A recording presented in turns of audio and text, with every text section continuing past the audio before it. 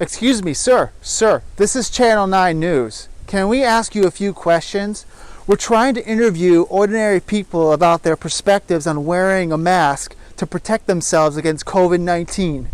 Well, I'm an ordinary person, and let me tell you, wearing masks don't work. Do you see that study? That masks don't work? That's science.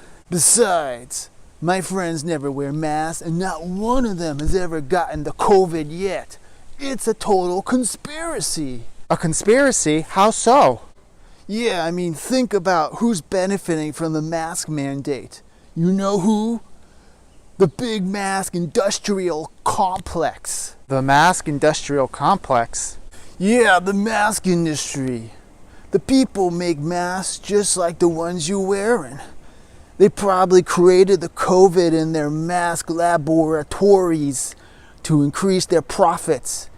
It's disgusting. And they did it just in time for Halloween too. Halloween? What does that have to do with all this?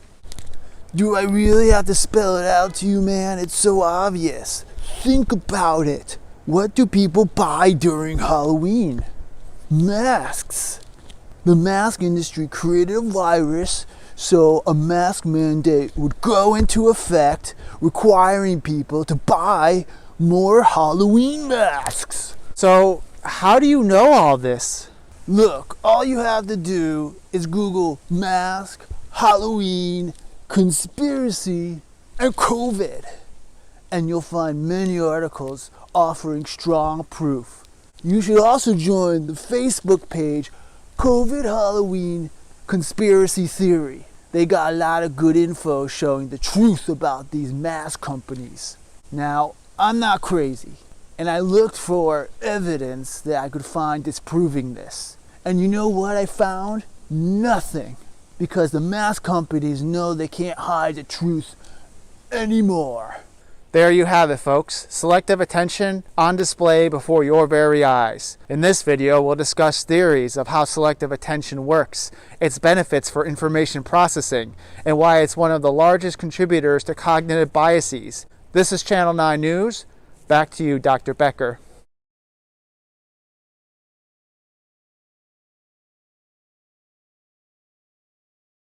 A cognitive process that facilitates perception and recognition is attention. We're incessantly inundated by innumerable sensory inputs, not all of which are processed, and not all that is processed rises to the level of consciousness. Attention determines which inputs reach consciousness. Attention is sometimes equated with consciousness itself. It's thought to be a kind of direct awareness of one's environment, concentrating the mind's other cognitive abilities to process specific information. This information can arise from the external environment or what's going on in our bodies and minds. Perhaps this is one of the unique aspects of being human as far as we know, that we're capable of directing attention to our other mental activities, even our own attention. One kind of attention addressed in this video and the next is called selective attention, or what is sometimes called focused attention. It entails directing the conscious mind to one source of information while ignoring or blocking other sources.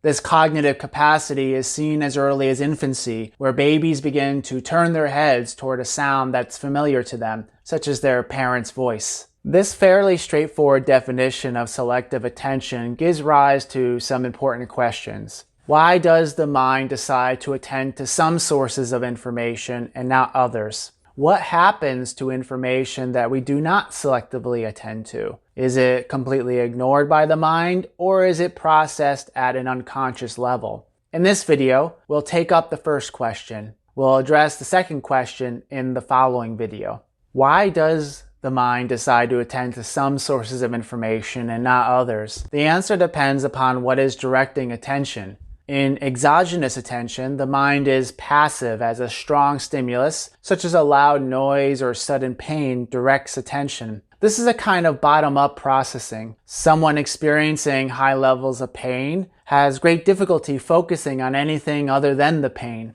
The mind's attentional resources are autonomously moved toward a perceived threat. This holds true for psychological pain and imagined threats as well. When experiencing depression or anxiety, the mind is almost compelled to focus on the negative emotions and thoughts associated with these conditions. In contrast, endogenous attention is a kind of top-down processing, where the mind is actively determining what to select based on prior experience and the schemas they give rise to. Schemas are collections of mental representations that organize our knowledge. They're like outlines that guide our minds when approaching new situations. They also serve as a kind of glasses through which we see the world, giving rise to beliefs, expectations, and attitudes. Without schemas, we would have a great deal of trouble navigating our world, but at the same time, schemas tend to oversimplify our experiences in ways that cause us to miss important information.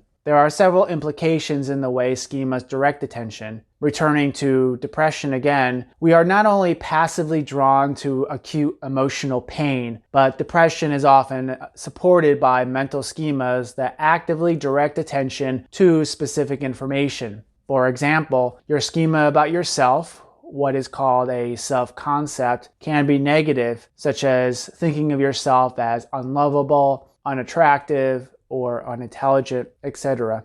If it's this way, then you're very likely to attend to information that supports this self-concept. You will attend more and longer to perceived criticism and tend to ignore, not notice, or downplay compliments. This pattern of selective attention has the unfortunate consequence of reinforcing the depression. Schema-driven attention, or what is called top-down processing, or as well as endogenous attention, can also be observed with the man being interviewed at the beginning of this video. Here was someone who began with a set of beliefs and looked for information that confirmed those beliefs while ignoring information that may call those beliefs into question. Research studies have demonstrated that we tend to look longer at evidence that's consistent with our beliefs than evidence that is inconsistent. Also, when we do attend to counterarguments, they tend to be ones that are easily refuted, or we represent those counterarguments in a manner that is oversimplified to the point that they seem illogical or ridiculous. When selective attention becomes so rigid as to be unable to attend to conflicting information, we call this selective attentional bias. While this plays a major role in supporting conspiracy theories, as we saw, such bias is not limited to fringe beliefs. We're all guilty of selective attentional bias to varying extents. As long as mental schemas guide attention, and as long as attention is a finite resource, we'll always tend towards seeking out information that confirms our schemas and fail to attend to information that conflicts with them.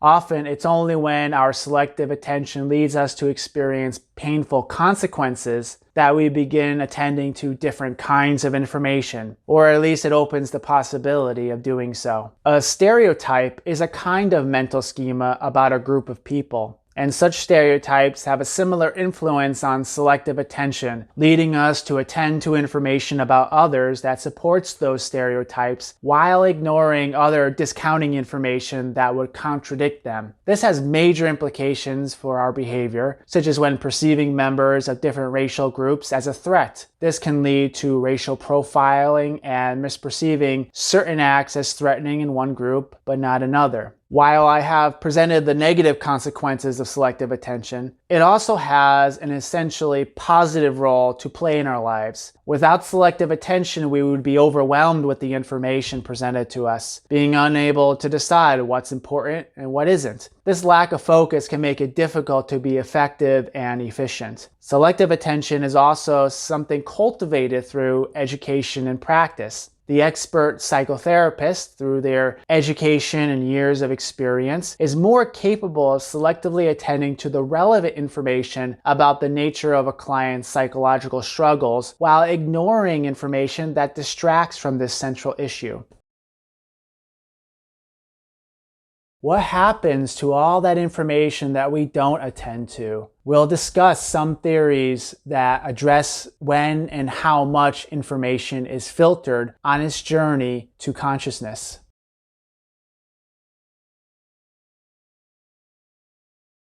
Imagine you're at a restaurant with some friends. It's a noisy restaurant with lots of people talking and music playing in the background. You're listening to your friends, and despite all the competing sounds, you somehow manage to hear and understand what your friends are saying. Voices from the table next to you are clearly audible, but what their conversation is, you would be unlikely to say. Now imagine someone in that other table suddenly saying your name. You notice this right away, and your attention shifts from the conversation at your table to the conversation at the other table. This situation is known as the cocktail party effect, and it raises two questions. One, how were you able to block out all that noise while understanding what your friends were saying? And two, how were you able to then recognize your own name being mentioned at the other table when you have no recollection of anything that was said leading up to your name? In other words, what was your mind doing with that conversation at the other table that allowed you to hear your name in the first place? Such a phenomenon has been studied by cognitive scientists using what is called the dichotic listening task. This task requires participants to wear headphones in which separate messages arrive in each ear.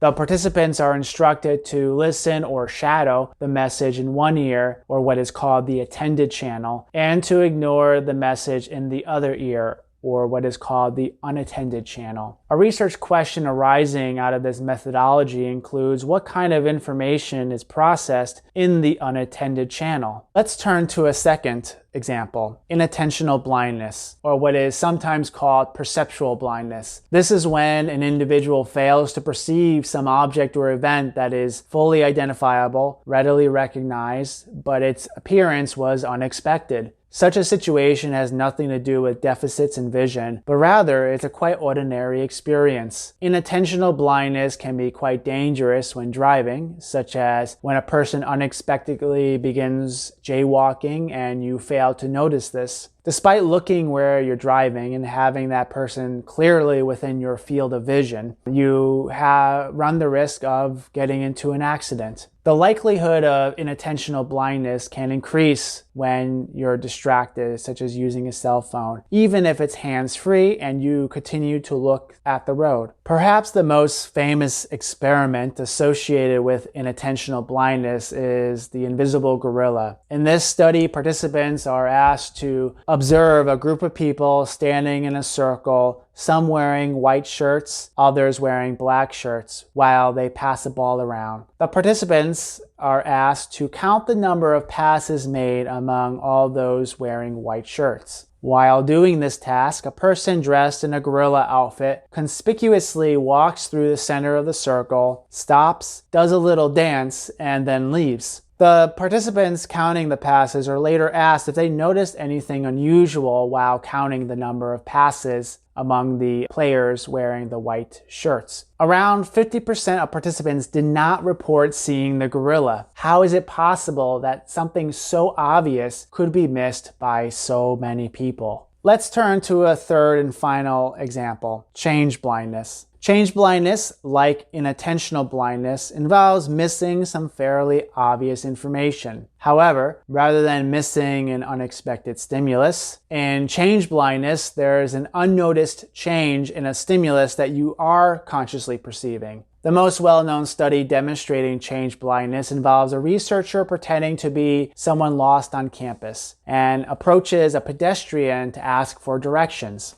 While the pedestrian, who's actually an unwitting participant, is giving directions, another set of individuals, also secretly researchers, passes between them, temporarily obscuring the pedestrian's vision of the lost individual. At that moment of interruption, the researcher pretending to be lost switches with one of the other individuals who was carrying a very large object that obscured the pedestrian's vision. Once the interruption is over, the new person acts as if nothing has changed and continues listening to the directions being given by the pedestrian. The question here is whether the pedestrian would notice that there is a complete change in the person that they're talking to. As with the gorilla study, only about half noticed the change. Filter theories propose a mechanism, a filter, that allows some information to pass and removes or inhibits other information from further cognitive processing. Researchers have proposed different points at which this filter occurs. To understand these proposals, it's helpful to keep in mind the information processing approach, which claims that information is processed in a series of discrete cognitive stages, moving from sensory analysis to perceptual pattern analysis to conscious recognition and awareness as that information enters short-term memory. The early selection hypothesis proposes that unattended information is filtered out prior to any perceptual pattern analysis, and so never gets passed on to conscious recognition and awareness. This offers one explanation for those three phenomena previously described. When asked for what was heard during the dichotic listening task, participants can only report information received by the attended channel, the one that they were listening to intentionally, whereas no meaningful information can be recalled from the unattended channel. This also appears to support the findings associated with inattentional and change blindness. The information we are not attending to gets completely filtered before it has a chance to enter conscious awareness. However, there are findings that contradict this explanation, such as when we suddenly hear our name from a conversation we were not attending to. How is it possible that we could not be processing the meaning of unattended information and yet still have some of that information rise to the level of conscious awareness? Another set of studies using the dichotic listening task altered the experiment. This time in one ear, the participants heard "Dear One Jane," and simultaneously heard in the other ear 3 Aunt 6. Like before, the participants were asked to attend only to one ear. However, rather than report what they heard from the attended ear, they were more likely to report hearing "Dear Aunt Jane." This finding suggests that something else is going on in the mind that's not accounted for by the early selection hypothesis. Rather, it seems that filtering happens after some of the meaning of incoming information has been unconsciously analyzed, and this would have to be the case in order for any of the information to eventually enter into conscious awareness like it does. The attenuation model attempts to account for these findings. According to this model, information not attended to is weakened or attenuated, but not completely blocked from some degree of perceptual pattern recognition. Unattended information generally will not be processed as the signal is not strong enough to undergo full conscious recognition. However, some of this unattended information may require only a very low signal for it to trigger further processing in the mind. That appears to be the case for words that have a high subjective importance, such as fire, help, or your name. Other information may have a low recognition threshold because the mind has been recently exposed to it, so it's primed to recognize it again. If you just watched the most recent episode of The Walking Dead, for example, you might be likely to register a conversation about that episode happening at the nearby table, even though you weren't intentionally trying to listen on to their conversation. And this is because your mind had been primed to attend to that information. A difficulty with the attenuation model is that it doesn't seem to explain why, in the case of inattentional blindness, we wouldn't notice someone crossing the street while driving, even though such information clearly has strong personal relevance. One possibility has to do with the different perceptual modalities we're dealing with. The examples of inattentional and change blindness provided pertain to the visual system, whereas the examples in support of the attenuation model using the dichotic listening task involve the auditory system. It may be that the early filter hypothesis better explains some aspects of visual attention, while the attenuation model better explains some aspects of auditory attention. The final explanation related to filter theories is the late selection hypothesis. It proposes that all incoming information undergoes complete, unattenuated perceptual pattern analysis, and the filter does not occur until right before that information could enter conscious awareness, whereby it can then be responded to. Supporting this theory are priming studies that demonstrate how information unattended to can still influence our behaviors, such as the word chosen for a STEM completion task. Someone exposed to certain words in the unattended channel, who later is asked to finish words when prompted with a few letters, are more likely to complete the task using words presented from that unattended channel, even though the participant does not recall having heard those words during the dichotic listening task. Other studies exploring subliminal processing have suggested the possibility that such information influences other kinds of decision-making and behavior, such as consumer purchasing or eliciting certain kinds of emotions. We've addressed 3 different kinds of filter theories, but there is an entirely different approach that describes attention not in terms of selection, but rather as capacity. Capacity theories present attention as a limited capacity system that can be distributed among a limited number of stimuli at any given time. When someone is engaging in a particularly demanding task requiring a great deal of concentration, very few mental resources remain left over for processing any other kind of information. Such an approach may help to explain some of the contradictory conclusions found in the early and late selection models. For tasks with high cognitive load that greatly demand mental resources, there may be very little to no information that gets processed outside of those tasks. However, if you are engaging in a relatively simple task, then more attentional resources can be allocated to other information in your environment, even if you're not actively attending to it. Listening to words and repeating them, as in the dichotic listening task, can be a relatively less cognitively demanding task, so allow for other kinds of personally relevant information to enter consciousness. In contrast, engaging in a conversation demands a great deal of cognitive resources, and so the individual may be susceptible to inattentional or change blindness. An important practical implication arising from these theories is the need to pay attention to attention. If indeed attention is a limited resource and we're susceptible to missing important information when our attention is being used up, we better make sure that we're spending that resource wisely. So now I'll ask you, did you notice that I'm wearing a different shirt now than at the beginning of this video? If not, you were just susceptible to change blindness. Please feel free to like this video and subscribe if you want to see more, and I'll see you next time.